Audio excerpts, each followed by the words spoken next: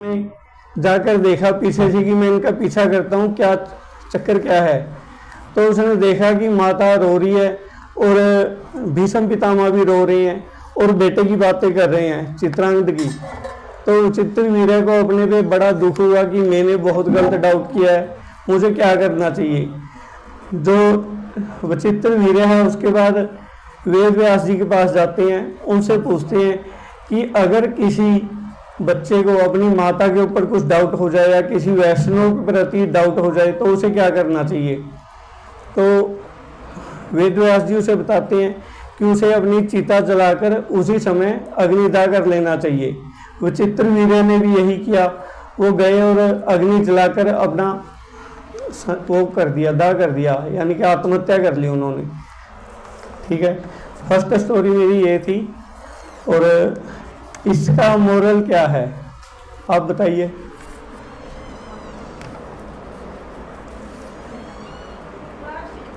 इसका मोरल है कि किसी के कैरेक्टर या चरित्र के बारे में गलत टीका टिप्पणी कभी नहीं करनी चाहिए। दूसरी स्टोरी सुनाता हूँ माता सती की। आप सभी ने स्टोरी सुनी है कि माता सती एक और शिवजी के साथ एक समय जा रही थी। तो उस समय सीता हरण का सीन चल रहा था नीचे। तो भगवान राम उसके बारे में बहुत विलाप कर रहे थे कि मेरी पत्नी गुम हो गई है। और उस समय जो माता सती थी, क्योंकि पार्वती पहले जन्म में सती थी, अगले जन्म में वो पार्वती बनी, तो वो जाती हैं भगवान राम की परीक्षा लेने जाती हैं। तो वो माता का रूप बनाकर जाती हैं, सीता का रूप। तो सीता रूप बना के जब जाती हैं तो रामचंद्र जी पूछते हैं कि माता आप यहाँ अकेली वन में कैसे घूम रही हैं, भोले बाबा कहाँ हैं। वो पहचान जाते हैं कि ये माता सीता है, नहीं ये माता पार्वती है, सती है। तो बाद में आपको पता ही है दक्ष का यज्ञ हुआ था, उसमें दक्ष प्रजापति ने कंखल में यज्ञ किया था, जो सती ने अपना शरीर छोड़ दिया। और उस टाइम के बाद जब इन्होंने परीक्षा ली थी रामचंद्र जी की, भगवान शिव ने उनको एक्सेप्ट नहीं किया, क्योंकि उन्होंने उनकी माता का रूप बना लिया था।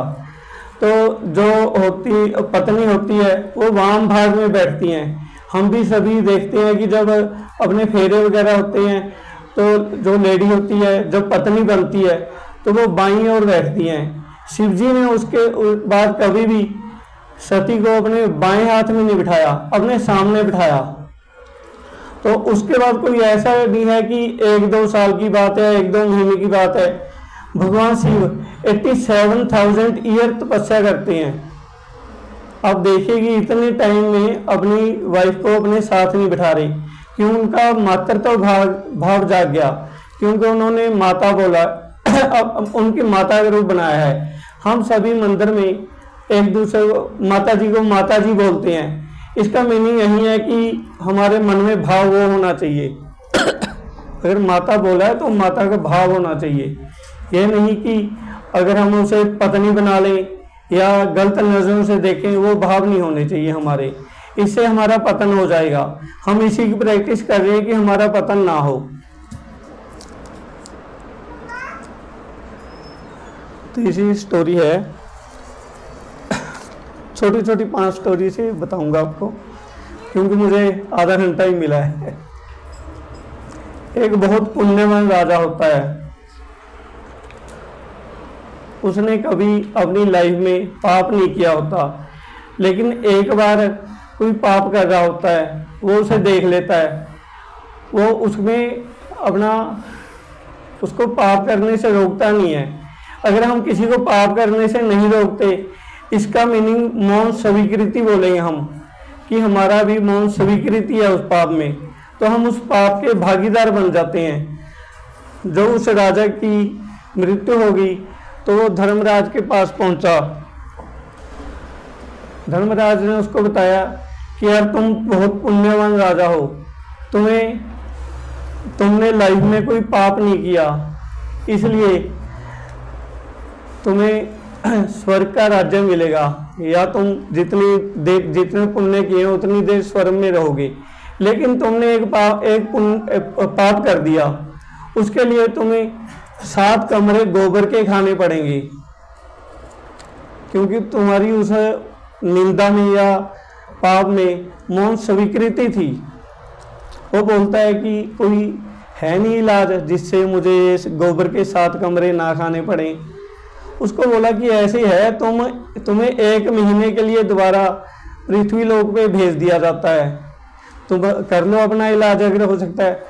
उसने पूछा कि मुझे इस दुख से छुटकारा कैसे मिलेगा। तो धर्मराज ने उसको बताया कि अगर कोई तुम्हारे बारे में निंदा बोलता है, निंदा करता है तुम्हारी, तो तुम्हें उसका बेनिफिट मिल जाएगा, तुम्हें दोबारा ये 7 रूम गोबर के नहीं खाने पड़ेंगे। तो वो जाता है धरती पे। वो धरती पे एक माता होती है बुढ़ी, उसे बोलता है कि माता मैं तुम्हारे सारे काम करूँगा, 1 महीना तुम्हारा नौकर बन के रहूँगा, बस मैं जो भी बोलता हूँ ना तुम मेरी उसमें एक्सेप्टेंस बोल दिया करो, हाँ ठीक है ऐसे ही, कभी मेरी बात को ना नहीं करना, हाँ हाँ बोल दिया करना। तो वो जाता है माता के पास, वहाँ सेवा करता है और उसे जब भी टाइम मिलता है माता के साथ वो बातें करता है, जिसे हम चुगली कहते हैं। वो बोलता है कि यहाँ का राजा बहुत कमीना था, बहुत बेईमान था, उसने बहुत पाप किए हैं, लेकिन माता उसका जवाब नहीं देती। 1 महीना होने को आया तो उसने माता को बोला कि माता मैं रोज़ तुमसे इतनी बातें करता हूँ, तुमने किसी बात में हामी नहीं भरी, मेरी बात में कभी भी हाँ नहीं बोला, हमेशा चुप कर जाती हो। तो माता उसे बोलती है कि जो 7 गोबर के कमरे हैं ना तुम ही खाओगे, मैं नहीं खाऊंगी। एक और है 4th, इसमें आपने सबने सुना है, पिछले साल भी हमने स्टोरी सुनी थी यहाँ मंदिर में। एक राजा होता है, वो संतों के लिए लंगर या भोज करता है। तो उसमें एक ईगल ऊपर से उड़ रहा होता है, उसके हाथ मुंह में स्नेक होती है, तो स्नेक प्रसाद में गिर जाता है। ठीक है, अब जो वहाँ साधु खाना खाने आते हैं, प्रसाद लेते हैं, उनकी मृत्यु हो जाती है।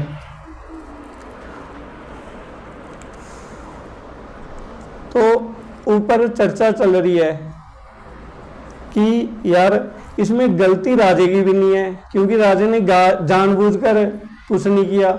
उसमें गलती ईगल की भी नहीं है, क्योंकि उसका तो काम ही है ऐसे स्नेक पकड़ के उड़ती है, और स्नेक की भी कोई गलती नहीं है। तो इसका किसे दिया जाए, वो क्या किसे इसका दंड किसे दिया जाए। तो बहुत चिंता का विषय हो जाता है कि इसका दंड किसे दिया जाए।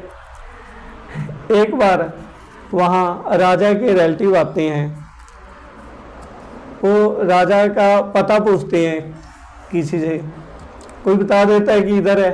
आगे जाते हैं, आगे एक माता बाहर खड़ी होती है, उसे राजा का पता पूछते हैं। वो माता बोलती है कि वही राजा जिसने इतने ब्राह्मणों को मार दिया था जहरीला प्रसाद खिलाकर। तो बात कहाँ क्लिक होती है, धर्मराज के माइंड में क्लिक होती है। धर्मराज बोलता है कि यार पहले तो हम सोच रहे थे इसकी सजा किसे दें, लेकिन जिसे बात सुनाने में मजा आ रहा है, और जो रिश्तेदार हैं वो भी पूछते हैं कैसे हुआ था, उनको मजा आ रहा है, मजे ले लेके उसे पूरी स्टोरी सुनते हैं। तो यहाँ धर्मराज जी बोलते हैं कि जो सुनाने में मजा ले रहा है या सुनने में मजा ले रहा है, चाहे उन्होंने पाप नहीं किया, इसका दंड उसे दिया जाएगा। ठीक है, तो उन दोनों में बांट दिया जाता है वो दंड। हरे कृष्णा। तो 5th स्टोरी हम महाभारत से सुनेंगे। महाभारत में जब दुर्योधन और युधिष्ठिर बड़े हुए तो उस समय चर्चा चल रही थी कि हम किसे युवराज घोषित करें। तो सभी बोलते हैं कि परीक्षा ले लो, और तभी दुर्योधन को राज्य सभा में बुलाया जाता है। दुर्योधन को बोलते हैं कि 4 लोगों ने मिलकर एक कत्ल कर दिया है। चारों में 4 वर्ण होते हैं, ब्राह्मण, क्षत्रिय, वैश्य और शूद्र। 4 लोग एक बंदे का मर्डर कर देते हैं, तो उसे क्या सजा दी जाए। तो युधिष्ठिर बोलते हैं, दुर्योधन बोलते हैं कि मृत्यु की सजा मृत्यु, इन्होंने पाप किया है, 4 लोगों ने एक बंदे की डेथ की है, कत्ल किया है, तो इसे कत्ल कर देना चाहिए, इसे फांसी पे लटका दो। बड़ी क्लैपिंग होती है कि ठीक है इसे फांसी पे लटका देंगे, इसने सच्चा वो किया है, न्याय किया है, असली न्याय। तभी जो हमारे नीतिवान हैं विदुर, 4 नीतिवान अच्छे माने गए हैं अब तक। एक विदुर की नीति मुख्य मानी जाती है, दूसरी चाणक्य नीति मानी जाती है, और थर्ड नीति है भर्तृहरि। हम कुछ भी उसका लगा सकते हैं कि हाँ ये इसने ठीक न्याय किया है, लेकिन हमें नीतिवान से पूछना पड़ेगा कि नीतिवान की क्या राय है। तो विदुर बोलता है रुको, मेरे हिसाब से सही न्याय नहीं हुआ। तो युधिष्ठिर से पूछ लेते हैं, फिर युधिष्ठिर को बोलते हैं कि तुम न्याय करो। युधिष्ठिर खड़े होते हैं तो बोलते हैं कि 4 लोगों ने कत्ल किया है, इनमें से पहले शूद्र हैं, तो वो बोलते हैं शूद्र को छोड़ दिया जाए, क्योंकि इसकी इतनी नॉलेज नहीं है, इनका काम ही लड़ना है। तो ये स्टोरी महाभारत से है, मैं अपने से नहीं बोल रहा, आप पढ़ सकते हैं। तो शूद्र को छोड़ दिया जाता है। उसके बाद वैश्य की ड्यूटी, वैश्य की बारी आती है। वैश्य दूसरे नंबर पे आते हैं, वैश्य यानी कि व्यापारी या बनिए, ये दूसरे नंबर पे आते हैं वर्ण में। तो व्यापारी को बुलाया जाता है, दूसरे में आते हैं, तीसरे में आप हैं क्षत्रिय, तीसरे में क्षत्रिय आते हैं, आप हैं जिसमें। तो वैश्य को बुलाते हैं, वैश्य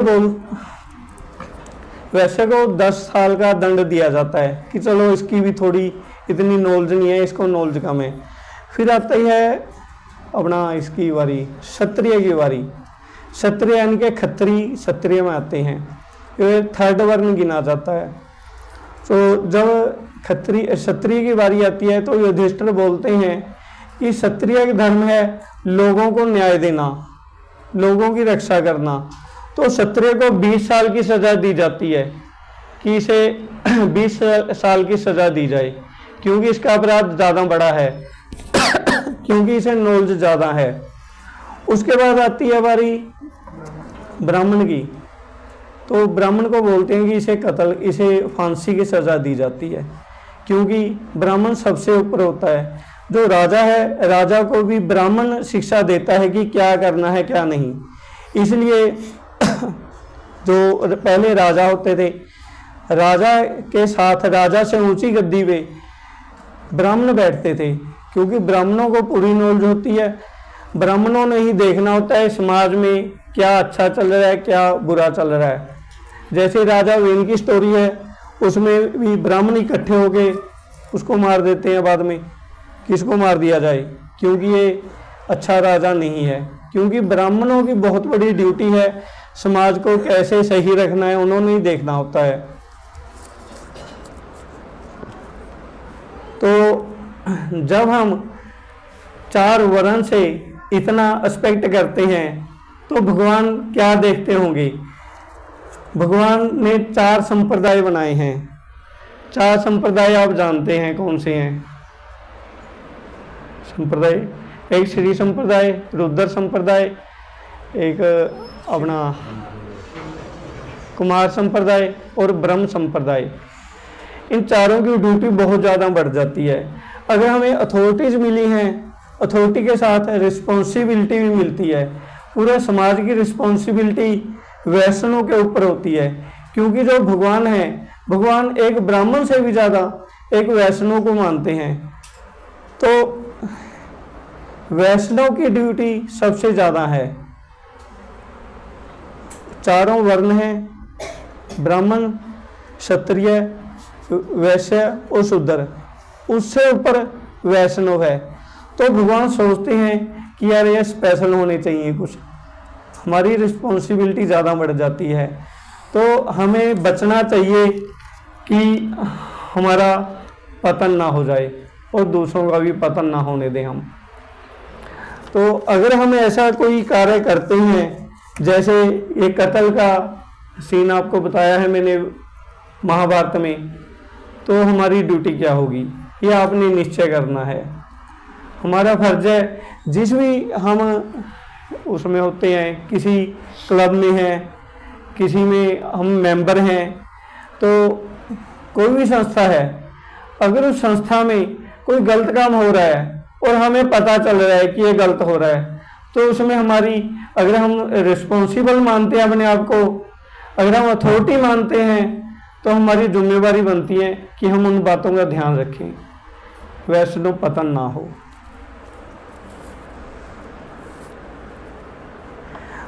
वैष्णव पतन से बचने के लिए हम गरुड़ पुराण पढ़ सकते हैं, क्योंकि गरुड़ पुराण में लिखा है कि कौन से अपराध की कौन सी सजा मिलेगी। एक पिक्चर भी है, अपराजिता है, क्या नाम है, उसमें भी दिखाया गया है कि जो जैसे अपराध करेगा उसको वैसी सजा मिलेगी ही, ये निश्चय है, इससे हम बच नहीं सकते। और वैष्णव को ज़्यादा डर के रहना चाहिए, क्योंकि हम बिल्कुल नहीं बचेंगे, हम रिस्पॉन्सिबल हैं। और भी काफ़ी किस्से हैं, जैसे शोबरी ऋषि का किस्सा, या और बहुत वैष्णव पतन हुए हैं, आजकल बहुत ज़्यादा हो रहे हैं। तो मैं आपसे निवेदन करूँगा कि आप कुछ कीजिए, बुक्स पढ़िए, ये गरुड़ पुराण पढ़िए। हरे कृष्णा। अब आपको जो मुख्य विषय था वो तो हमारा विषय जगन्नाथ जी के बारे में है, क्योंकि जगन्नाथ यात्रा चल रही है, तो प्रभु अनादि मधुसूदन